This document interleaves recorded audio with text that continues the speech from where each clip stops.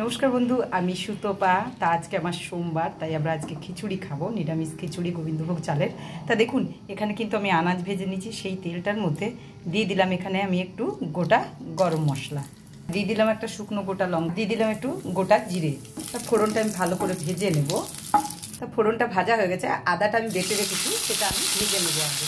আদাটা ভালো করে ভেজে নেব। দিয়ে দিলাম একটা তেজপাতা, ভেজে নেবো। একটা ভাজা হয়ে গেছে, এবার দিয়ে দেবো টমেটোর পেস্ট। এটা ভালো করে ভেজে নেব। তা দেখুন, আদা আর টমেটো ভালো করে আমি ভেজে নিয়েছি। আগে কিন্তু ভালো করে আদা টমেটো ভেজে নিতে হবে। মধ্যে দিয়ে দিলাম একটু হলুদ গুঁড়ো, গুঁড়োটা বেশি দিতে হবে, মানে পরিমাণ মতো, যেহেতু খিচুড়ি হবে। আর দিয়ে দিলাম লঙ্কার গুঁড়ো। তো এটাকেও ভালো করে আমি ভেজে নেব। আমি যেহেতু আমরা জিরে গুঁড়ো ধনে গুঁড়ো দিই না, আপনারা চাইলে দিতে পারেন। আচ্ছা, মশলাটাও ভাজা হয়ে গেছে। এবার ভেজে রাখা সবজিটাও আমি দিয়ে দিলাম।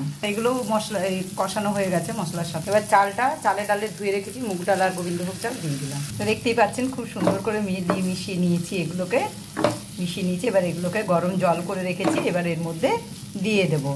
আর এই রকম সোমবার দিন বলুন, নিরামিষের দিন বলুন, খিচুড়ি খেতে উপকারও আর ভালোও লাগে। কিন্তু এভাবেই করতে হবে। এটার মধ্যে আমি এখনও দই দেবো, ঘি দেবো, চিনি দেবো, এখনও অনেক বাকি। তা চলুন আমি কীভাবে করছি একবার দেখে নিন। এবার আমি গরম জলের মধ্যে এগুলোকে দিয়ে দেবো। সব মাখানো হয়ে গেছে। আমি একটুও কিন্তু এখনও নুন ব্যবহার করিনি। তা দেখুন, বাচ্চা থেকে বড় সবাই হাত চেটে খাবে। দেখুন, এই যে গরম জল আগে করে রেখেছিলাম, এর মধ্যে চাপিয়ে দিয়েছি। তা এবার এগুলোকে, এই মিশ্রণটা একসাথে, যে খিচুড়ি চাল ডাল মশলা সবজি সব একসাথে যেগুলো ভেজে নিলাম, সেগুলো এর মধ্যে দিয়ে দিচ্ছি।